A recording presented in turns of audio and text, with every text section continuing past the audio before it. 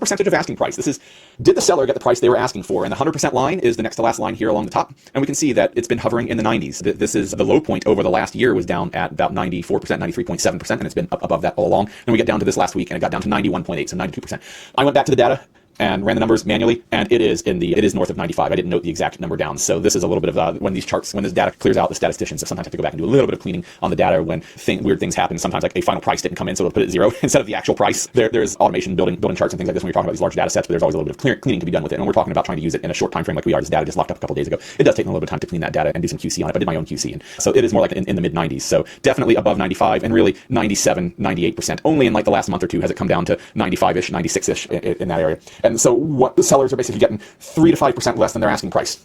And that really comes down to concessions, asking for help with prepaids, because the asset is the house. That is where all the money is for both the seller and the buyer. The seller might hold the asset and have all of this equity in it, but the buyer's not walking around with $200,000, $300,000, $400,000, $500,000 in their pocket. Their equity is going to build over time, and they're going to build that into their debt of their mortgage. Sometimes the asking price is going a little bit above, and then we're going to ask for a credit off of that to bring it back down to the actual ask. And sometimes we're going to go at the ask and with the market, with the number of houses that are on the market currently going up a little bit. We're going to go, you know what? We're giving you a full price offer, but we're asking for 3% concessions to help pay for a new roof, to help pay for new AC, to help pay for closing costs, to help pay for our broker, whatever it might be. And there are some loan products that most loan products have various amounts of how much you can, what percentage you can do that with, 3, 4, 5, 10%. Not a mortgage loan officer, but some a little more, some a little less. But seeing around 3%, 4%, 5% off of the asking price to deal with those transactional costs is completely normal and expected. And all that we've really seen over the last year or two is just a move off of what if you're selling your house for $200,000 and I need 3%, I'm going to offer you $206,000 and then ask for a $6,000 credit. Now we're going, hey, $200,000 and I need 3%, $200,000 and I'm just asking for that 3%, and sellers are accepting it for the most part. Houses are sitting on the market just a little bit longer. So the number of homes coming to market is about the same.